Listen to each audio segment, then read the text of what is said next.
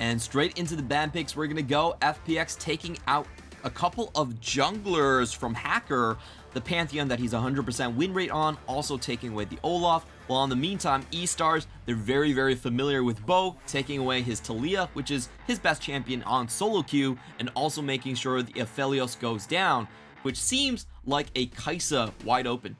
Yeah, it's really strange. I would usually think the Kai'Sa here as well. The Gnar kind of makes me think maybe they want to go for something like a Renekton as well. Those are always one of our first two first pickable champions. Typically, if Pantheon and Olaf are banned, it does come down to a trade between, hey, who wants Kai'Sa and who can go with something like a Renekton plus AP jungle combo. Oh, but we are going to see the Kai'Sa hovered, not locked in. It is going to be the Lilia going over to Hacker. This is not a champion that he's actually played so far, so it is going to be his debut. We're going to see how well he does on that.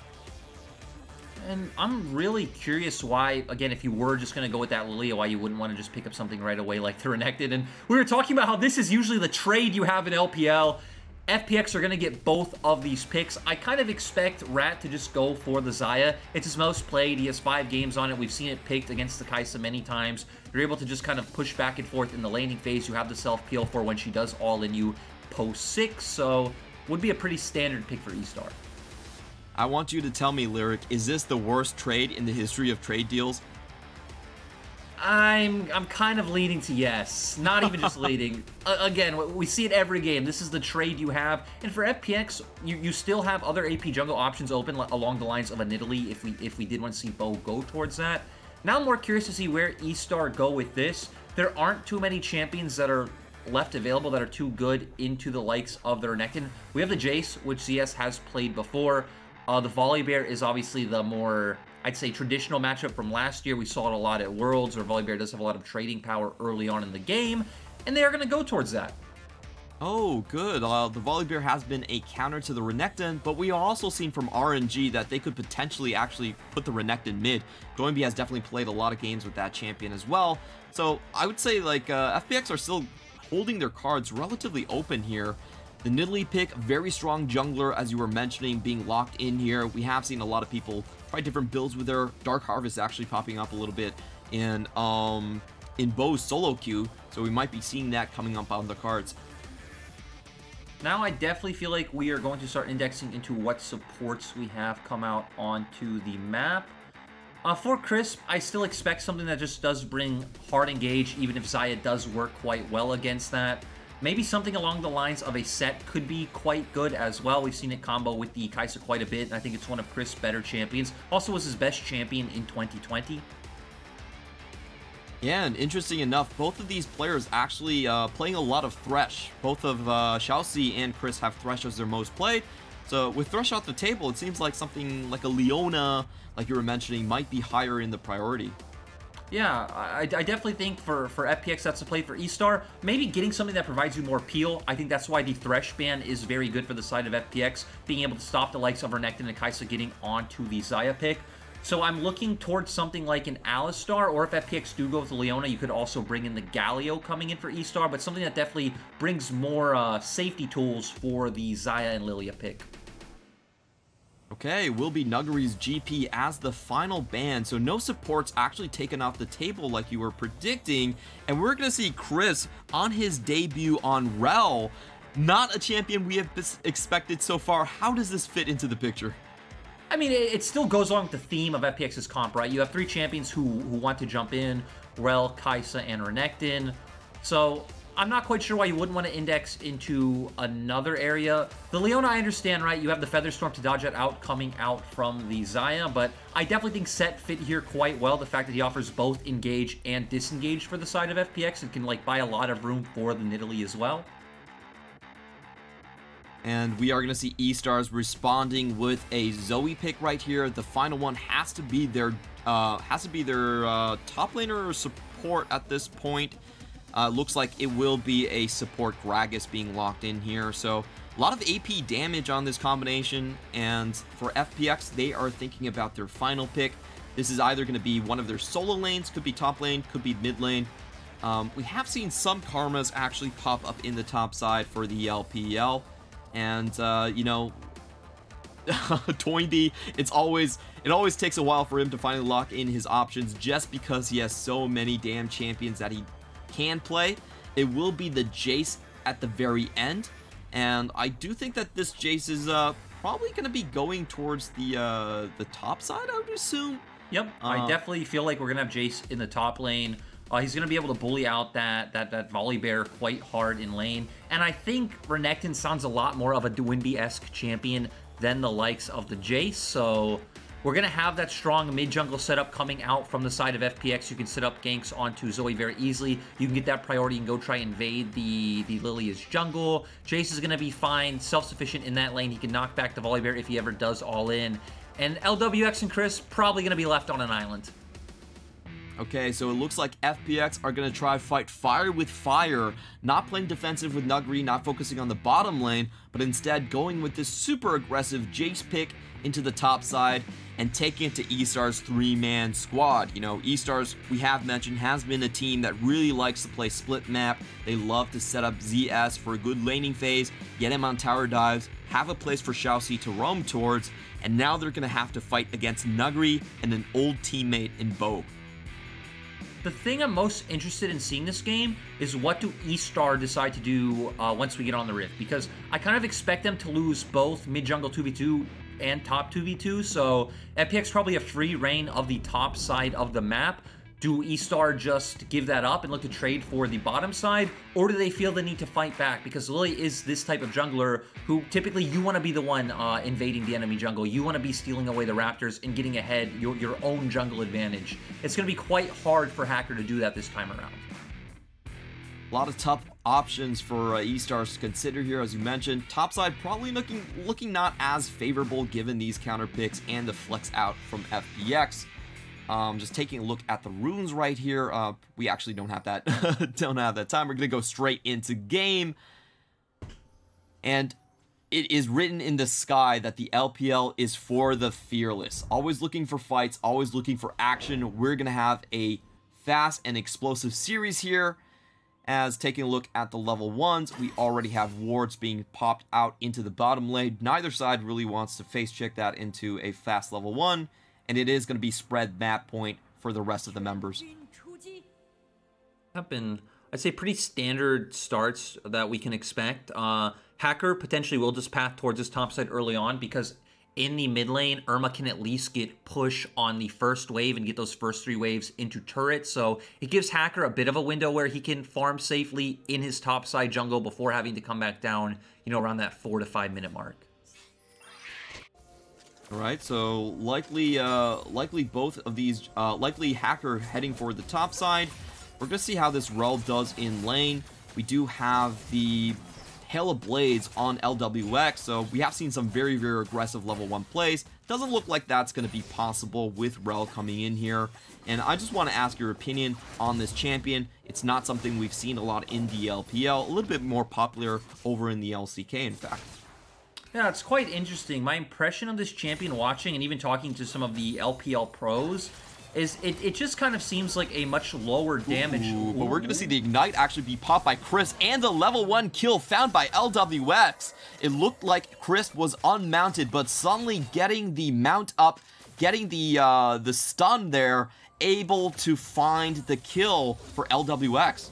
Yeah, and you can see Shiauc just didn't expect that damage to come through. And I was just going to say, a lot of the interpretation from pros is that Rel just seems like a lower base damage version of Leona. And that's why you don't see a lot of LPL players picking it up. They just see, hey, why would I pick Rel in this scenario when I can just pick Leona? But hey, Chris definitely having the base damage in that scenario. We know Gragas isn't that tanky, especially when you are only level 1. And it was Shiauc just going a bit too far forward. I don't know if he expected something like a level 2 coming out, but it was only the first wave. Chris roaming again. He's going to be able to find Irma with a double stun right here. Ruthless Predator comes down, and they also find another one from Chris, but still, Irma able to escape with his flash. So, you know, we've been talking about this Rel pick, but it really seems like the surprise factor is doing it for him.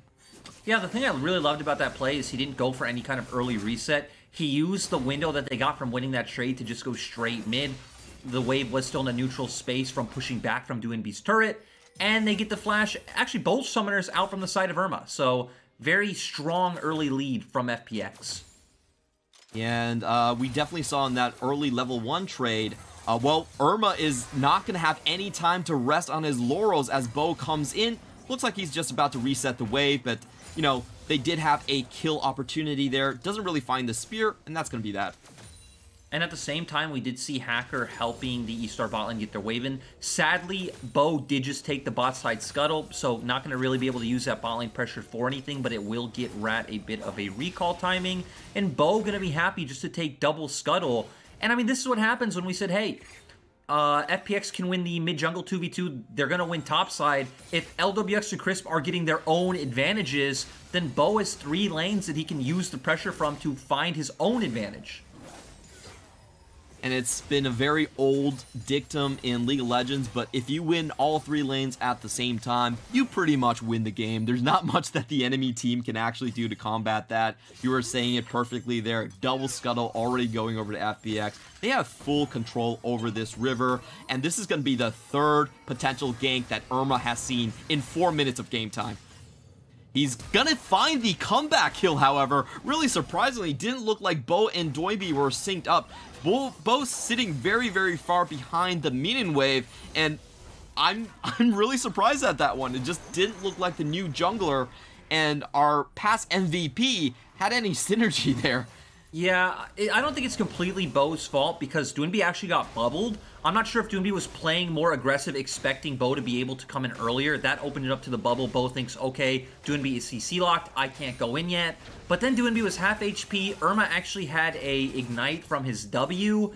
And then after Doinb had to flash in, we see the ignite come down from Irma. He then picks up the flash, and it's very easy for him to follow up on the Doinb kill. So I think a bit of miscoordination, a bit of a mistake coming out from Doinb. I think had he been more patient, let Bo get closer, then you all in, it actually doesn't matter if you get slept, because then Irma can't get that full combo off onto Doinb. Definitely should not have given over a kill in a 2v1 situation, but Irma, props to him, he does outplay right there, and that should stem the bleeding for Estar's just a couple of seconds here, as we see them right now heading in towards the jungle, and maybe looking at a potential Drake. And Hacker going exactly with what we talked about before the game. He realizes, hey, I can't really contest on the top side of the map. I'm going to keep playing through my bot lane. Sure, they did give over a kill, but they're still going to have the wave pressure, especially from the Gragas pick, being able to harass with those barrels. And they've just been able to get deep vision and still on the path, letting Hacker farm up. Not really too many gank opportunities presented to him with these lane matchups, though. So we have talked a lot about the laning phases and who should come out ahead on which side of the map. I do want to ask your opinion on the comps in general. What do you think is the main goal of maybe this Estar composition? But, you know, it does seem like we have a potential skirmish in hand. Crisp is looking to go in. He is going to just flash in and come in with the crash down. Hacker is still alive. He actually goes forward with that one, loses his life, but Estar's does find a comeback kill onto the support. Doinb is chasing Irma as Irma goes across the wall just to find his double kill. Very well done by him, able to dodge out, but is he able to get away is going to be the big question. He actually does find himself in the back line and is able to sneak off with the double kill in hand. What a 200 IQ play coming in from Irma. Actually jukes out the entire FPX team to find those kills, and he's now sitting at 3-0-1. Great skirmish coming out from the side of Estar. This is why we highlighted Irma early on. He bought so much time wrapping all the way around, giving time for Shiauc to find that really nice body slam, opening up Rat to come in and deal more damage. We will get a replay here. Estar, they go for the bot side crab. They got bot side prio. Crisp actually being the one to engage. Really nice 3-man knockup coming out. Hacker then flashes in and gets instantly burst out, but Crisp also on the wrong side of the fight. Irma, this is where Zoe thrives, picks up the flash, able to get over the wall. And here, because FPX are split, he has the ability to just run through the Kai'Sa on the opposing side, and it just gave room for Rat and Shiauc to come in and save the day. Yeah, that was a huge turnaround of things, and we're going to come right back out from the replay. We're not going to let that one finish just yet. It seemed like we had a little bit of action coming out of the bottom lane, just taking stock of things. Yep, we did see a little bit of a push here, but nothing much to come out of it. Meanwhile, on the top side, the Herald is going to be contested over by the 2v2 with FPX, Nuguri, and Bo seeming to get the upper hand in this one as they have fully pushed ZS into the tower. And it just seems like it's going to be a free objective for FPX in this one. Yeah, and I actually feel like FPX have had a really good idea of how they should be playing out the map and like where they need to put their focus. We saw the early attention mid coming out from Bo. We saw him playing around the top side, looking for camps in the enemy jungle, now going for this Herald. It's just been a lot of execution mistakes coming out from the side of FPX, and he's started really benefiting off that. And it goes back to what you asked me before about, hey, what's the win conditions of these comps? I feel like Estar, it's very much kind of that front-to-back team fight, the stock and standard. You have double frontline coming out. You have a very safe bot lane. You can kite back quite well with the Xayah, Zoe, and Lilia. But I'm going to pause, Clement, because we might get some action here. And it is Irma that's going to be able to rotate here just a little bit faster. Also worthy to point out, he does have a redemption on him, so very strong in these skirmish situations. However, they're not actually going to go for this. So Bo, interestingly enough, even with the numbers disadvantage, is able to secure both his own blue buff and his Gromp right here. Of course, Doinb doesn't really need that blue buff, so he's pretty willing for his jungler to pick that one up. And, you know, I felt like Estars definitely could have tried and pushed their advantage with this one. They didn't really go for it. Yeah, instead just wanting to back off. And I can understand it looks like Rat did have a nice space timing in terms of items. Coming back to lane almost at that mythic already. But this is one of the reasons why Zoe's so strong in these early skirmishes, right? The ability to pick up the summoners with the W, how much impact you're able to have. Actually, both times, it felt like his W is what won him out in kills in both instances. In mid lane, it was the Ignite into Flash combo. In that replay we saw around bot, it was also being able to pick up the Flash. So, seeing a lot of the strength of the LPL Zoe. Yeah, definitely, if you have RNG Jesus on your side, that pick becomes a bit more stronger. We are going to see a rather quiet laning phase here, and FPX actually coming out ahead on the gold lead despite the kills going over to Estars, and it mainly has been because of this top lane. We do see Nuguri already with his mythic complete. It is going to be the Eclipse. And he also finished his call, so sitting at a very, very comfortable 20 CS lead, plus that 350 coming in from the call being completed. FPX being ahead, just a byproduct of their composition as well. They drafted really strong early laners in most of their lanes.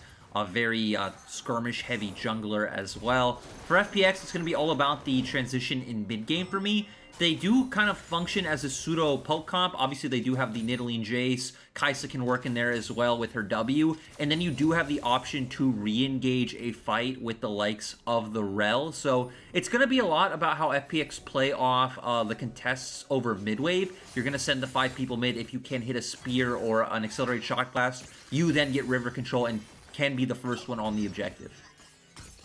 We do see FPX are the ones that are going to be poking into the enemy jungle. Estars are a little bit slow on this one, but Shiauc does spot out Crisp. There is a 3-man on FPX on the enemy Raptors, but Crisp is going to get ulted down. He's going to be the first one in. He does get multiple stuns down. The first one to fall will be Crisp, but they do find one back. Doinb is in very far behind enemy lines, but LWX flies in with the killer instinct just to even up the odds, and FPX actually walk away with the kill lead right here. They're going to find 2. LWX still looking for more, and a perfect snipe incoming from Bo. Very, very well timed as he tags, I believe, Shiauc right out of the perfect timing right there. So well done there. FPX actually get a 3-for-1 and equal up the kills. And now they're going to be able to turn this into a Herald on bot side, get some of that plate gold onto their carry. But hey, Rat doesn't just want to let this one go. Yeah, he's still going to have the, he's still looking to take the Herald down. So no turret platings on the side of FPX.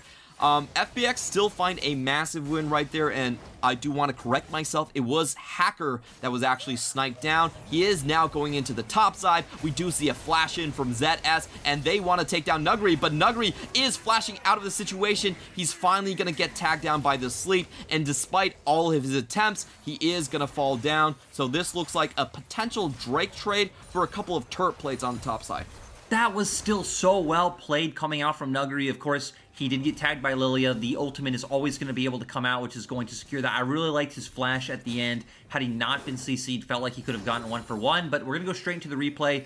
Things look so well for Estar in this position with how far off Crisp is from the rest of his team. You're going to have the displacement come out from the barrel right now. You have more members here. It is a 4v3 at this time. Irma not able to hit that Sleepy Trouble bubble, though, and it does end up being a 1-for-1 off the start, thanks to just the strength of Renekton in this early game. LWX jumping in is so clean. Irma about to get away. LWX then flashing over, and then keep your eye on Bo. Just really nice spear to kind of cap off this fight. Yeah, I'm sorry, folks. I must be blind, but it was Irma that was sniped out right there. Kind of hard to tell when everyone is in Zhonya's. He's going to be the one to go down, and that was a huge amount of shutdown gold actually going over towards Bo. He's now the one with the bounty over his head, and as we were talking about this FPX composition, you kind of outlined it very well. They have a lot of priority. A lot of these early skirmishes should go over to their side just because of the strength of their champions. And the question really is, can, you know, E-Stars actually find themselves back into this situation with their more traditional front-to-back composition? They're going to be the ones setting up a little bit late on this Drake, but they do have the poke potential here as Doinb body blocks and Bo is able to find the last hit onto that Infernal. The big problem at this point, right, is that we have Mythics coming out for Doinb and Bo, but no Mythic on the side of Irma or Hacker. It is standard for Lilia. She does typically go Zhonya's first in a lot of these setups. Doinb actually going in right there. Forces Irma to use a flash. Might have been from the Unsealed Spellbook right here. And again, they're going to find another huge advantage over the map. Able to take away 2 objectives, almost completely uncontested. FPX is doing a good job at playing the whole map. Nuguri doing a great job at using his pressure. FPX get control of mid. Now they're looking for the dive on bot lane. Oh, it's going to be a 4v2, and it doesn't seem like there's much that E-Stars can do. The teleport is going to be coming in from the Volley Bear, but even with that, he's not going to be able to equal up the numbers. Lilia and Zoe are still coming out of base. And FPX pretty much just find a free kill, while Nuguri in the mid lane gets down the tower. This is just... I can't believe how one-sided these map trades have been, but can Nuguri escape? That's going to be the question. Oh my god, the Everfrost actually found by Irma. What a... I don't know what to say, but that was the perfect pickup for the perfect scenario. Sadly, Clement, it doesn't matter at all. You already highlighted it. They got a kill bot, they got Herald, they got mid lane turret, and they got ZS's TP, and Nuguri still has this. So now, even now, they have TP advantage on the map. Sure, Nuguri does go down in the end. It's a bit of gold for the side of Estar. It actually doesn't equal out to any pressure for their side, though, as top wave was already pushing out towards Estar's side. Now we're going to see if Estar can find this play on the bot half of the map, but remember, Nuguri would have TP to answer this play if Estar committed. I just love the way FPX has been doing this. E-Stars, to me, it feels like they keep on expecting FPX to back after taking objective. They were waiting for the back after Drake, they were waiting for the back after Herald, and then they realized, wait a minute, FPX just aren't backing. They're just taking everything. They don't care. They're strong enough. It's pretty nice to see, but at the same time, it's also what's equaling out to a lot of these kills coming out from the side of Estar. This game definitely feels like FPX, like we highlighted earlier, understand their win conditions in the game. They've had the better plans. The execution hasn't always been there, but still, they are the ones sitting at a 4K gold lead in only 17 minutes. In a very powerful position, and just taking a look at the Mythics, we are going to have the Gale Force here, so not the Kraken Slayer coming out for Kai'Sa. And I'm also really interested to seeing what Rel will be picking up. Does look like she has a bit of the item components for maybe the Shurelya's Battle Song, or for something else in that matter. What do you think this is going to be on the Mythic here? I definitely expect it to be the Liandry's Anguish. We do see the Fiendish Codex coming out already, and FPX's comp, though not that tanky, you do have the likes of the Renekton and the Rel in the front line. Again, we don't all too often see the Moonstone Lilia here. I think it could have worked in this composition, but you would have obviously been putting all of your eggs into the rat basket, and let's be completely honest, Clement, I don't think that's E-Star's win condition. I think for Hacker and Irma, you need to be the one stepping up and putting this game on your back. Yeah, Irma definitely had a great start to this one, but now it's Doinb's turn to shine as he chases away Rat from the top lane. They're not going to be able to find a collapse onto this one. Good defend on their side. In the meantime, LWX is going to play PvE. He's going to be a jungle cosplay right now and take away everything from Hacker's jungle. It seems like there might be a 1v1 developing on the bot side, but Irma definitely saw that trinket go down. So are we still going to get the solo? That's the question. LWX uses his supercharge, is tagged down, has to cleanse right in front of Irma, and that should be the end to that play, unless Irma wants to find a little bit more action here. Doesn't look like it. He's going to back out, and unfortunately, we don't get the 1v1. I really wanted to see that one between the Gale Force and a fed Irma. It's so strange that LWX, I mean, he knew that Zoe still had to be around, right? So he pretty much just said, cleanse cooldown, I don't care about it. Goes in, clears the wave, and leaves. But still, very non-consequential. It's going to be about this dragon coming up in 20 seconds. It's Doinb.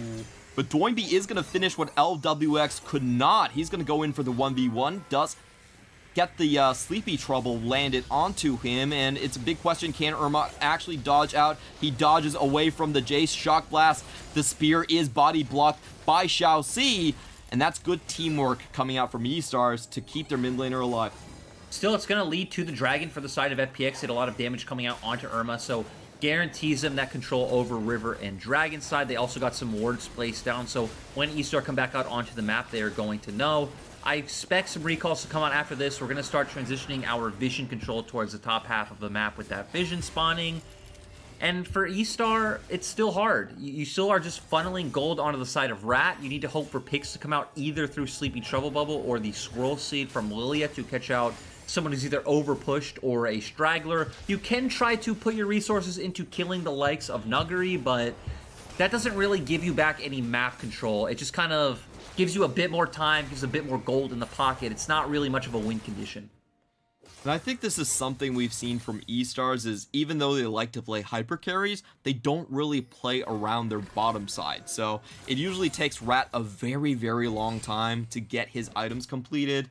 And we've heard other pros in other regions talk about it. Like Doublelift has said that, hey, if you're playing the Xayah, she really needs a long time to get going. You're looking at that third item, Infinity Edge. It just doesn't seem like Estars are going to get the chance to have their champions at their correct power spikes.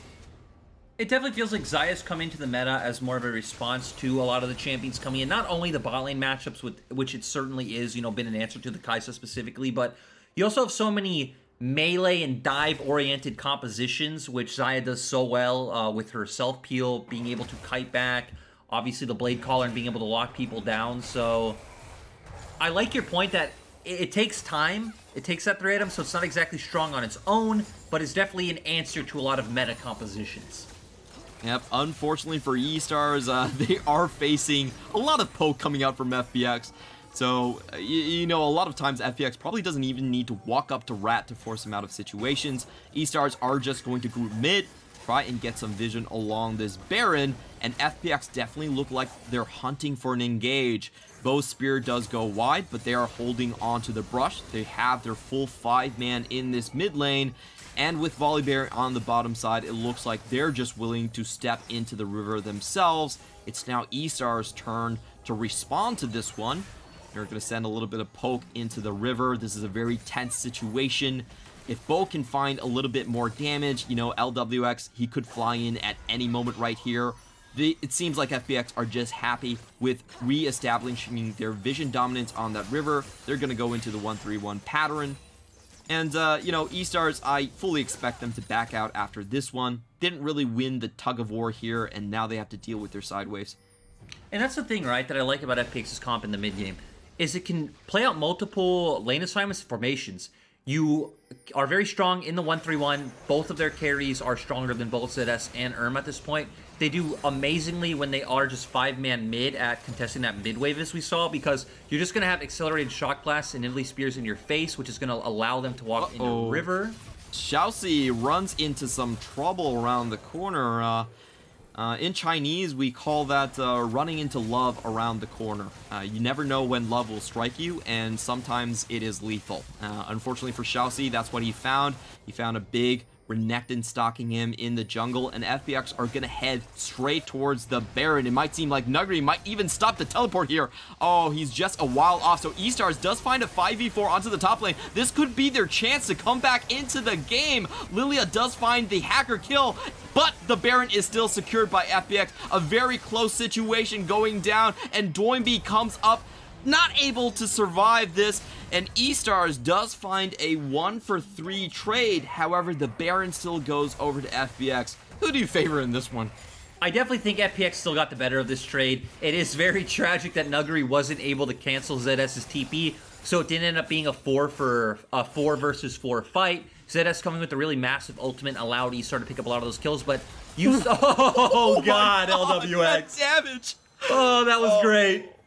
LWX with the thumbs up, and thank you for correcting me. It was a 4v4 because Shiauc was down. It still felt very, very close in that team fight, but like you said, FPX still likely coming out favored in that one, especially with the comeback kill onto Rat. I think the good part is that you still have the Baron on one of your side laners, so Jayce is still going to do incredibly well and be able to pressure that tower solo. And then you don't even need to run a 1-3-1 necessarily, since Doinb doesn't have it and LWX does. You can run a 1-4 setup, and then you have Baron buff in both lanes. Set up your other one to slow push, and you'll have constant pressure on the map. But we're going to go into the replay, and as we saw on the bottom side, that Jayce wasn't able to cancel the Volibear TP. They are able to go in 4v4. Really nice play coming out from Rat, especially with the Blade but Caller. we're going to have to jump straight into the action right here as LWX finds another kill in the enemy jungle. Estars are in full retreat with Chris a little bit low. Irma actually gets stunned here. Nuguri does find the Shock Blast, but not enough damage. LWX on the side. The Assassin 80 carry with another flashing emote. He's able to finish off the carries right here. And it just seems like FPX are not going to give Estars any breaks. We saw Shiauc get picked off of our screen, and it's really hard to kind of fault him for trying to find vision, but sadly, when they can't contest side lanes, when they can't contest the 5v5 mid, Shiauc doesn't have any way of safely going into his jungle and getting down wards, and FPX are just doing a really good job at punishing that. This seems like it's going to be a miracle if Estars can survive to the 30-minute mark. FPX are looking at a Dragon Soul Point as they take down this Ocean Drake from Bo. And at this point, I really don't see how Estars can claw themselves back into the game. Irma had a great start, but it didn't seem like it was enough. Yep, sadly, Clement, there is no Zoe drop that, you just pick up and it executes all 5 members on the enemy team or just explodes the Nexus. Maybe that would have been the only way they could have won this game. At best now, you're Don't give them ideas, okay? Certain team might be listening. You're right. I mean, hey, as someone who plays Zoe, I welcome those changes, but, you know what's really surprising to me was we had the damage pop up on the side of the screen for Doinb and LWX. Doinb actually was sitting at like 27.5% of his team's damage. Oh, and sorry to cut you off, but there's going to be another fight. Rat once again caught off. Irma is running for his life, and the base is wide open at this point. Nuguri still entertaining the chase. Irma down to 300 HP. It doesn't look like he's going to be able to get off from this one. How dare you call this a fight? This is just a massacre at this point, man. There's nothing Estar can do. Again, you're hoping that FPX just kind of run into one by one, or you all in one side, but are they gonna die? That's a very aggressive flash coming in from Crisp. Hacker is going to get a little bit of damage and a potential 3-man sleep. He is going to force a cleanse out of LWX, but LWX still has plenty of ammunition to go right back into the team fight. We are going to see Bo coming in as well, so this is going to be a 4v3 in the mid lane. LWX goes into the back with Killer Instinct. He finds a kill onto Hacker, and LWX wants to close this game out right now. He's going in with the double kill. Rat has a nice flash away from Doinb. Can he survive is the question right here. He barely gets out with 1/3 of his HP, but the damage is done. FPX are going to break open the base. They find the inhibitor in the mid lane, and this is going to be a 2v4 defend coming out from Estars. What can they still hold on to their own base as Doinb wants to stay a while longer? Nope, he's going to back off. Health bars were too low for the side of FPX. Definitely safer to get those recalls out. They probably have a ton of gold in their pockets, so gonna buy some of those items. We do just see a QSS coming out from LWX on this back. It's going to be getting back out onto the map, and I don't even realistically think you need to wait for the next straight to spawn. They probably could just go back into that 1-3-1 setup, rotate towards topside, and break that one down. But here's where you highlighted Chris flashed in. It looked like they were trying to set up for a 3v3 dive. Hacker set up for a very easy Q into a nice sleep onto 3 men. Gragas, of course, with the displacement, they are able to pick off Nuguri. And then we're going to see FPX follow suit. Doinb is here, so they feel fine to go in. Really nice killer instinct coming out from LWX. They find that pick onto Lilia right away. He also does get the Gragas. And then Bo also finding that last one onto ZS. Yeah, very one-sided affair, despite Nuguri going down first in that team fight. I'll be honest, I only have one question about this game. How did Estar's collapse this quickly? Because it seemed okay for a while, and then it wasn't. I feel like it's less to do about Estar collapsing and more about how FPX with those skirmishes were giving Estar false hope, right? Because FPX always had the tools to play out that early game and just choke out Estar from all the gold and neutral objectives. They just kept giving Estar the opportunities with the way they were playing out those skirmishes in that mid lane game. So this actually could have been an even more dominant game coming from FPX is what you're telling me, basically. I think it should have been, Clement. I think it should have been. Yeah, that Irma, I have to say, he has been the highlight on this young Estar's team for me. He had such a great outplay early on. Doinb is going to find himself in a 1v5 while the rest of his team members take down the Baron. But he's going to make a very good fight here. Actually survives until the 3 members find the Baron. So he was definitely in that one for over 5 seconds, tanking on the entire team. And I think he's not going to feel any remorse for being caught out there. Yeah, and I want to see if FPX either end this one 5v4 or, you know, you just wait out the 35 seconds and then Doinb's TP is up. You could even just go take Dragon in that time and then start your push once again and bring the TP in. But, ooh, ZS is actually TPing on the map. Actually flashing forward here. We have to pay attention to the mid lane. Crisp is the one that's stunned up. He has to flash out as well. And Nuguri isn't even going to join this one. Nuguri's actually just staying at the enemy base. He believes in LWX. LWX goes in with the Gale Force, finds the kill, flashes out. Bo is going in as well. And this is another situation where Estars have the numbers advantage. Nuguri actually just waits in their own base to find the cutoff right here. What a 200 IQ play. 5 head poggers. They're going to find the kill onto Volibear and most likely just finish the game right here, right now. That was... I just love that play from Nuguri, knowing that he doesn't have to rotate, waiting for the enemy team to come into his waiting hands. It was just nice to see, Clement, right? We did our opening segment talking about the Doinb meta. We get to see that here. He picks the Renekton in the mid lane once